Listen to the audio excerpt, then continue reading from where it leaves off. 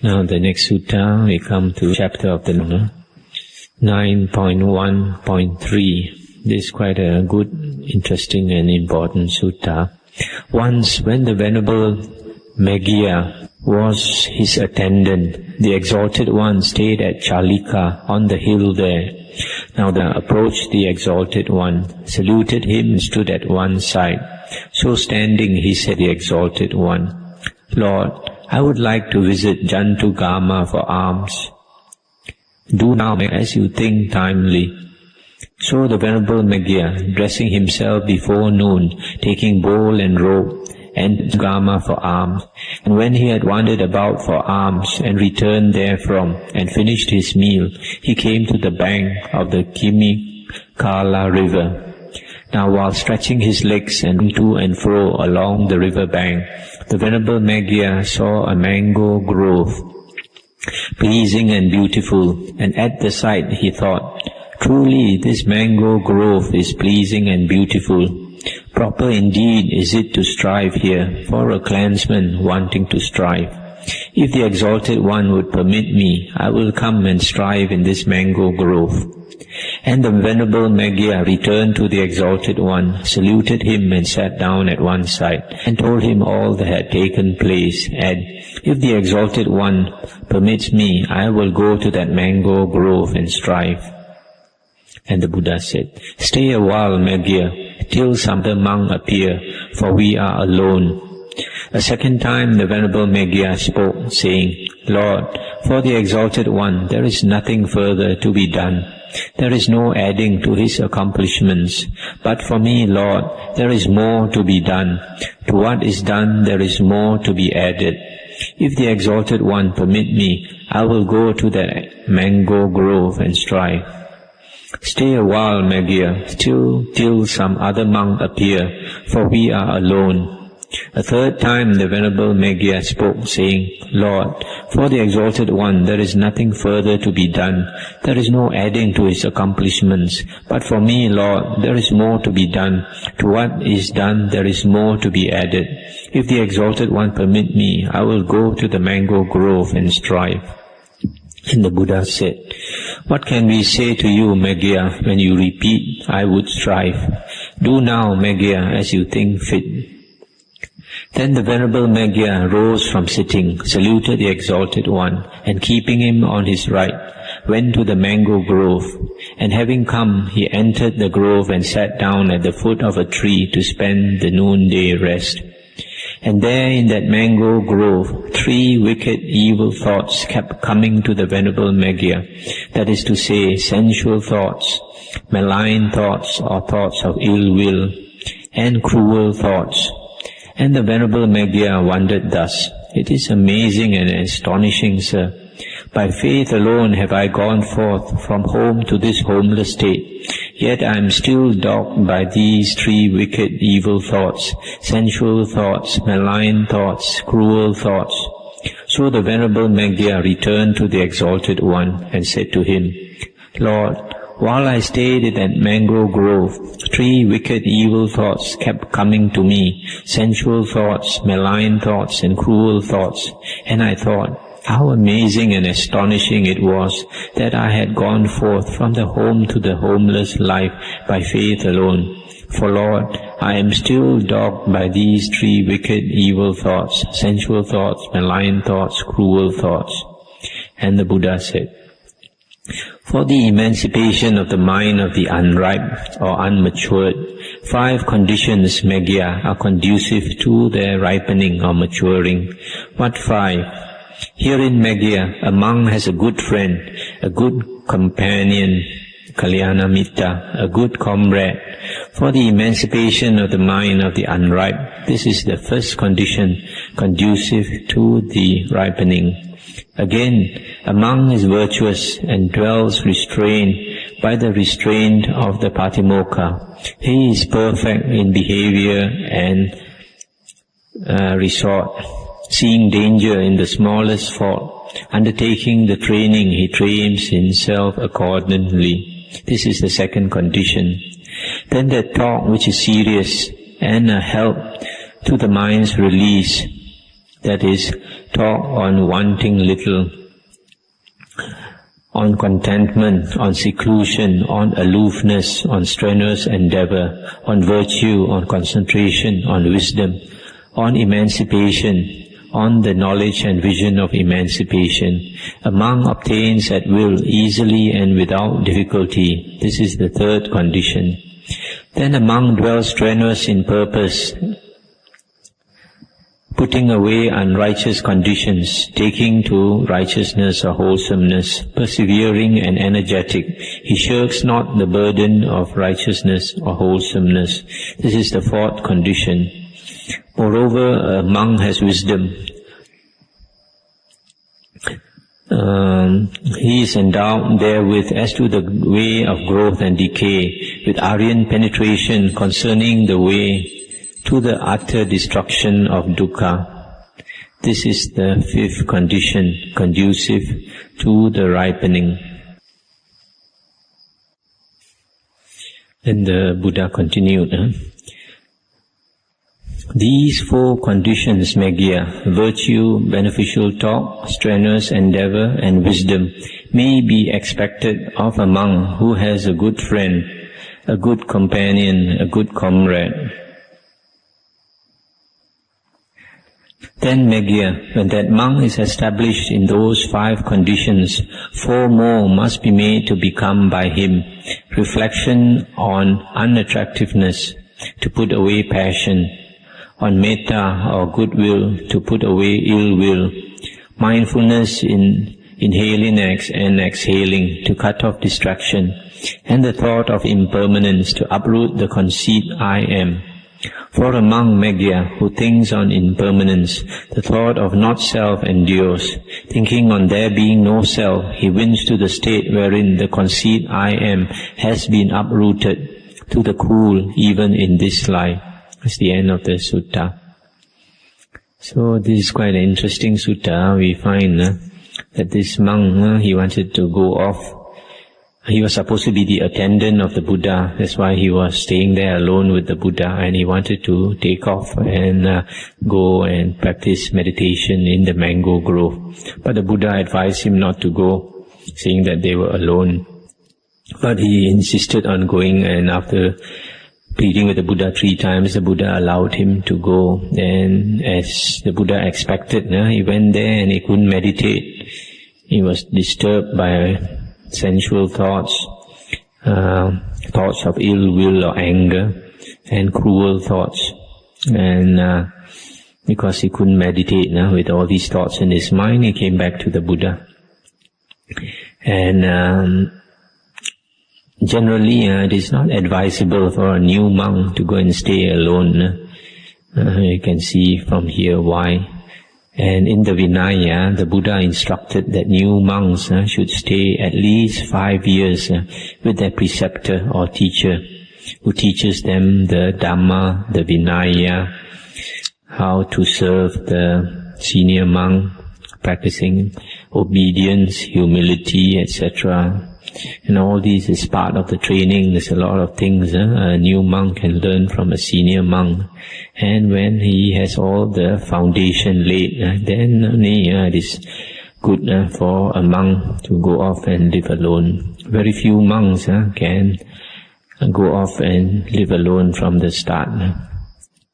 And the Buddha gave him this advice that 5 things are necessary for an unripe mind to ripen. The first one, he should have a good friend, a kalyana mitta.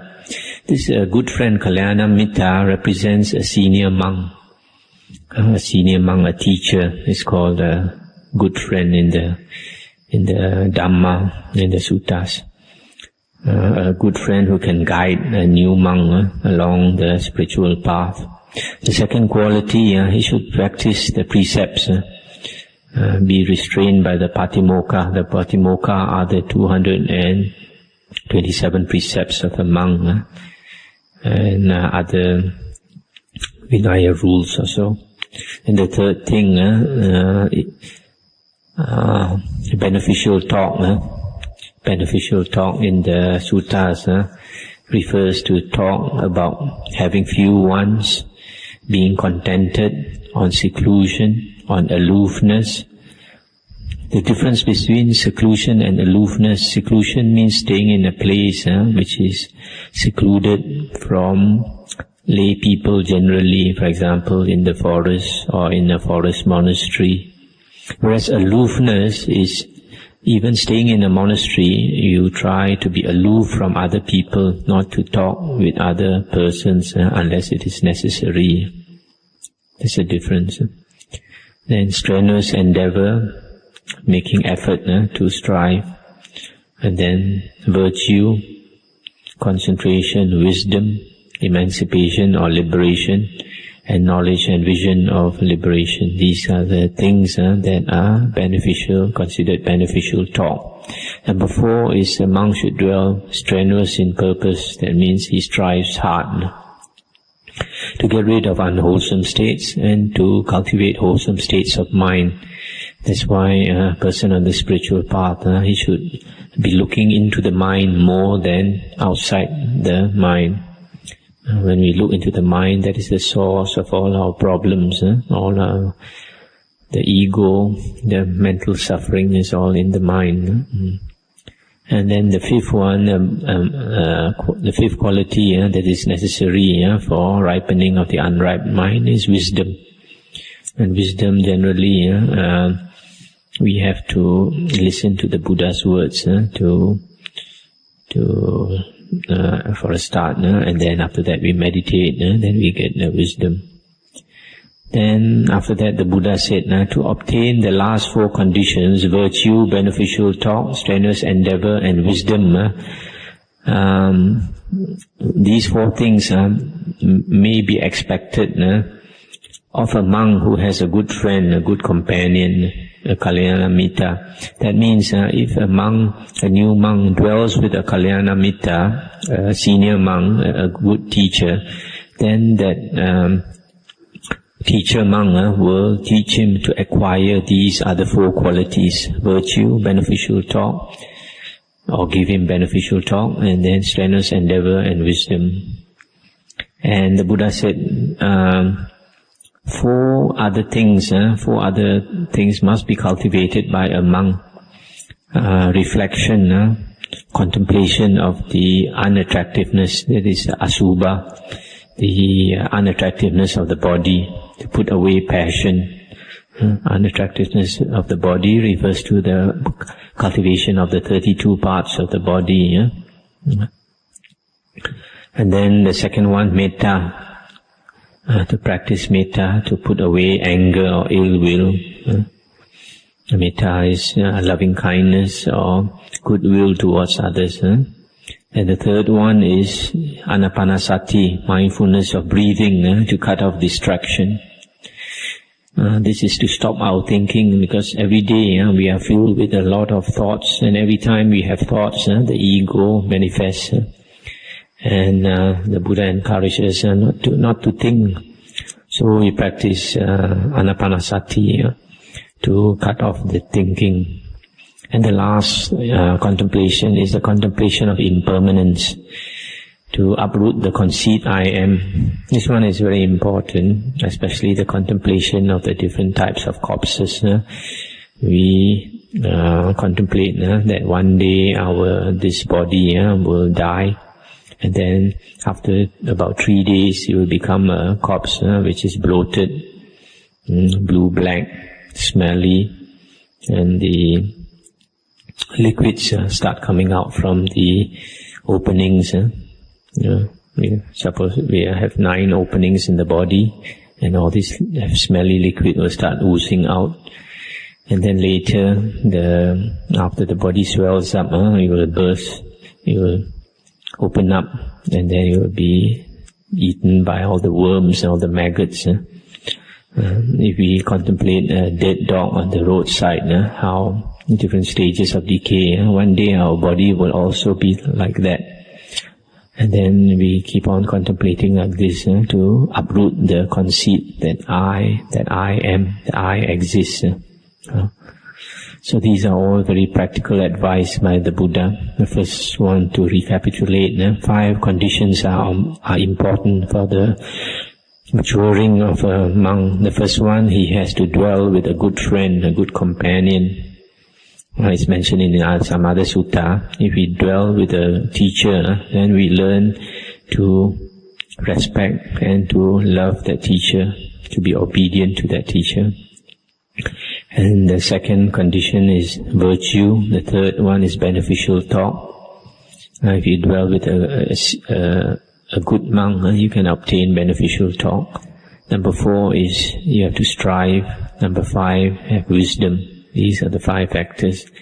And then after that, 4 other contemplations are very useful. The contemplation of unattractiveness of the body, to put away passion. The contemplation of metta, practice of metta, or goodwill or loving kindness, to put away anger or ill will. Then anapanasati, mindfulness of breathing, to cut off distraction, impermanence, to uproot the conceit I am. The next sutta is also quite a good sutta, an important one. 9.1.4. Once when the Exalted One was staying near Savatthi at Jeta Grove in Anathapindika's park, the Venerable Nandaka gave Dhamma discourse to the monks in the service hall, taught them, roused them, incited them, and gladdened them.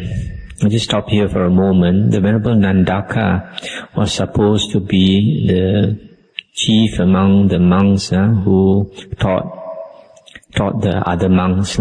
He was very good in teaching other monks. And he's Arahant. He was an Arahant. And the sutta continues. Now in the evening, the Exalted One rose from seclusion and approached the service hall. Having come, he stood outside the doorway, waiting for the discourse to end. And when he knew that the discourse was ended, he coughed and tapped on the board. Then those monks opened the door to the Exalted One, and he entered the hall and sat down on the appointed seat. When he had seated himself, the Exalted One spoke thus to the Venerable Nandaka.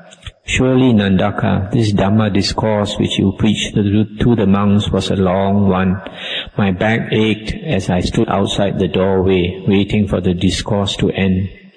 When he had thus spoken, the Venerable Nandaka, being embarrassed, said to him, Nay, Lord, we knew not that the Exalted One stood outside the door. Had we known, Lord, we would not have said so much.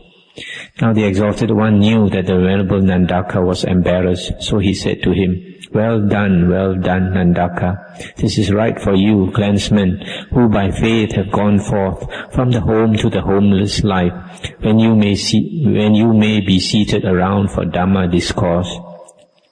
For you assembled, Nandaka, there are 2 courses, either discourse on Dhamma or maintain the Aryan silence. I'll stop here for a moment. So just now we saw the Buddha stood outside the door waiting for Nandaka to finish speaking. And this shows the Buddha's humility. Now,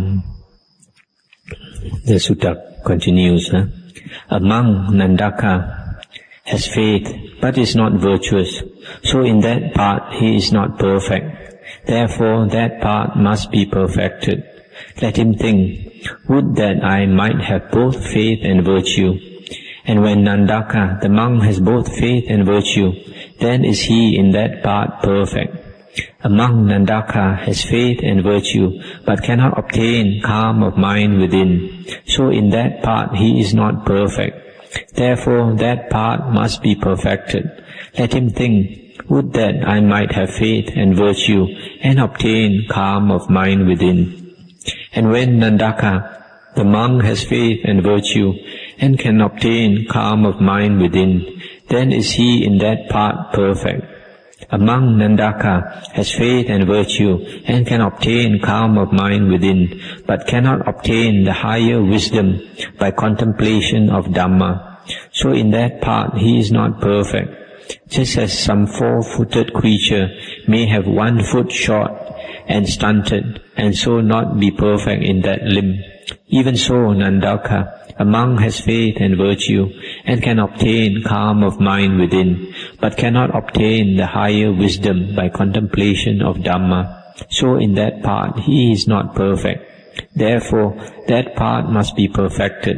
Let him think, would that I might have faith and virtue, and obtain calm of mind within, and obtain the higher wisdom by contemplation of Dhamma.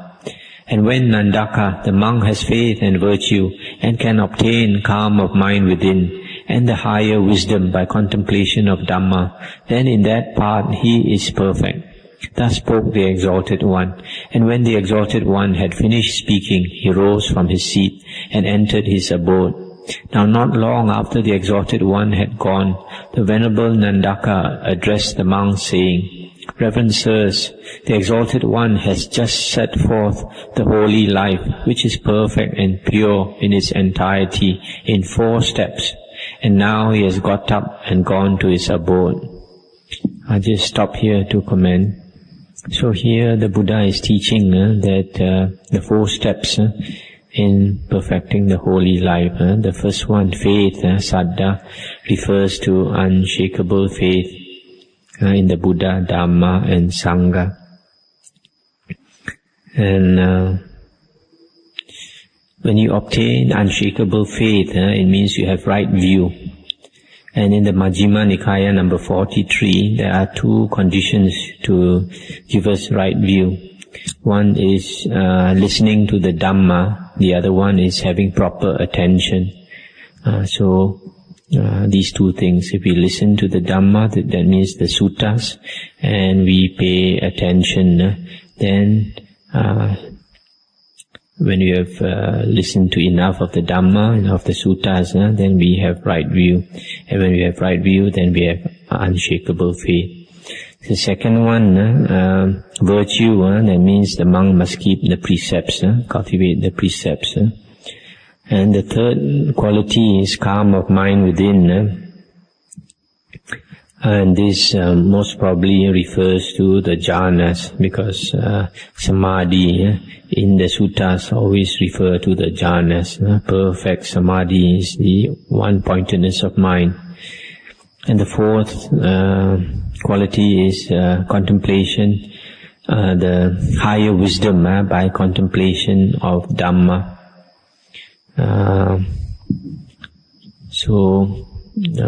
We obtain calm, and then we practice contemplation of the Dhamma to obtain the wisdom. So these are the 4 qualities.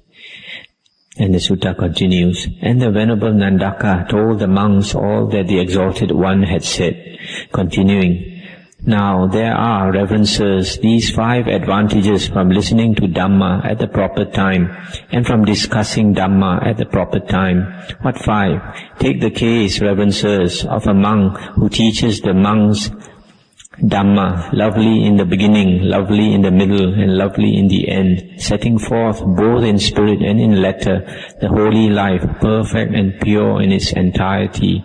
Reverend Sirs, as often as the monk teaches the monks Dhamma, lovely in the beginning, lovely in the middle, and lovely in the end, setting forth both in spirit and in letter the holy life, perfect and pure in its entirety, just so often is the teacher dear to him, loved, esteemed and reverenced by him. This, sirs, is the first advantage from listening to Dhamma at the proper time and from discussing Dhamma at the proper time. Again, as often as he teaches Dhamma, setting forth the holy life, so often is he a partaker of the word and in the meaning of this Dhamma. This, Reverend Sirs, is the second advantage. Again, as often as he teaches Dhamma, so often does he see in that Dhamma as he penetrates it by wisdom, its profound import. This, Reverend Sirs, is the third advantage. Again, as often as he teaches Dhamma, so often do his fellows in the holy life revere him the more, saying, of a truth, this Reverend Sir has attained, or will attain. This, Reverend Sirs, is the fourth advantage. Then, Reverend Sirs, in the case of a monk who teaches the monks Dhamma, lovely in the beginning, lovely in the middle, and lovely in the end, setting forth both in spirit and in letter the holy life, perfect and pure in its entirety, as soon as the monk teaches Dhamma and sets forth the holy life, everywhere those monks who are but learners, who have not attained mastery of the mind, abide resolved on the unsurpassed peace from effort, and having heard that Dhamma, strive with zeal to attain the unattained, to master the unmastered, to realize the unrealized. And the Arahant monks there, who have destroyed the asavas, lived the holy life, done what was to be done, laid down the burden, attained perfection, burst the bonds of becoming, and are freed through perfect knowledge, on hearing Dhamma, dwell comfortably, here and now. This, Reverend Sirs, is the fifth advantage from listening to Dhamma at the proper time and from discussing Dhamma at the proper time. Reverend Sirs, these are the 5 advantages from listening to Dhamma at the proper time and from discussing Dhamma at the proper time. That's the end of the sutta. Here, the last part, even though it says listening to Dhamma and discussing Dhamma, actually these are the advantages of teaching Dhamma. The advantages of a monk teaching Dhamma. The first one, as often as the monk teaches Dhamma, just so often is the Buddha dear to him, loved, esteemed and revered by him. This is the first advantage. The second one, as often as he teaches Dhamma, so often is he a partaker of the word and in the meaning of this Dhamma. Number 3, as often as he teaches Dhamma, so often does he see in that Dhamma its profound importance. He sees the importance of the Dhamma, he realizes the importance of the Dhamma as he teaches. Number 4, as often as he teaches Dhamma, so often do his fellows in the holy life revere him the more. Then number 5, as he teaches Dhamma to the monks, then the monks who have not attained arahanthood, then they strive to attain even harder, having heard the word of the Buddha. And even the arahants find comfort in the words of the Buddha here and now. So these are the advantages of teaching Dhamma. Next sutta is 9.1.5. Monks, there are these 4 powers. What 4? The power of wisdom, of energy, of faultlessness, and of sympathy. And what, monks, is the power of wisdom? Such conditions as are bad are reckoned so. Such as are good are reckoned so, such as are blameworthy are reckoned so, such as are faultless are reckoned so, such as are dark are reckoned so, such as are bright are reckoned so, such as are not to be sought after are reckoned so, such as are to be sought after are reckoned so, such as are not truly Aryan are reckoned so, such as are truly Aryan are reckoned so. All these things are clearly seen and by wisdom well examined. This, monks, is called the power of wisdom. I just stop here to comment. So the power of wisdom means a monk is able to differentiate things. And the sutta continues. And what is the power of energy? Such conditions as are bad are reckoned so, such as are blameworthy, dark, not to be sought after, not truly Aryan, are reckoned so. To rid himself of such, he puts forth his whole desire, exerts himself, makes strenuous endeavor, bends his mind, and so resolves.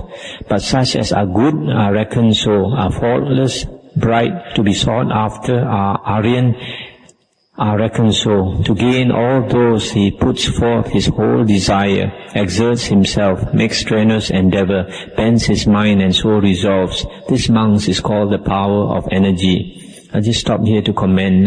This power of energy means unwholesome states. He strives to get rid of unwholesome states, and he strives hard to develop wholesome states of mind. And the sutta continues, and what is the power of faultlessness? Herein monks, an Aryan disciple is faultless in act of body, is faultless in act of speech, is faultless in act of mind. This monks is called the power of faultlessness. Stop here again. This means the three karmas of body, speech and mind are faultless. And the sutta continues, and what is the power of sympathy? There are these four bases of sympathy: gifts, kindness, and doing good, and equal treatment. Monks, this is the best gift, the gift of Dhamma. Monks, this is the best kindness, teaching Dhamma again and again to the good and attentive listener. Monks, this is the best of good deeds, inciting, instilling, establishing the ways of faith in an unbeliever, inciting, instilling, establishing the ways of virtue in the immoral, inciting, instilling, establishing the ways of generosity in the mean, inciting, instilling, establishing the ways of wisdom in the foolish. Monks, this is the best equality, that which exists between stream winner and stream winner, sotapanna, between one's returner and one's returner, sakadagamin, between non-returner and non-returner, anagamin, between arahant and arahant. This monks is called the power of sympathy. These monks are the four powers. Monks, the Aryan disciple who is endowed with these four powers has passed by 5 fears. What 5? The fear of wrong livelihood, of ill fame, of embarrassment in assemblies, of death, of a miserable afterlife. So, I stop here for this sutta. Here, if a monk has, if a person has these 4 powers, then he does not fear that he has wrong livelihood. He does not fear ill fame, bad reputation. He is not embarrassed in an assembly of people. He is not afraid of death, and he is not afraid of a miserable rebirth. So these are 4 important powers. The power of wisdom, of energy, of faultlessness, and of sympathy. The last one, just now we discussed the power of sympathy. The Buddha said the best gift is the gift of Dhamma. This sometimes people don't realize. If you are able to have the opportunity to read the suttas or to hear the suttas, that you should make use of that. And the best kindness is teaching Dhamma again and again to the good and attentive listener. This also sometimes people don't realize that they are receiving kindness from getting this Dhamma preaching, Dhamma teaching.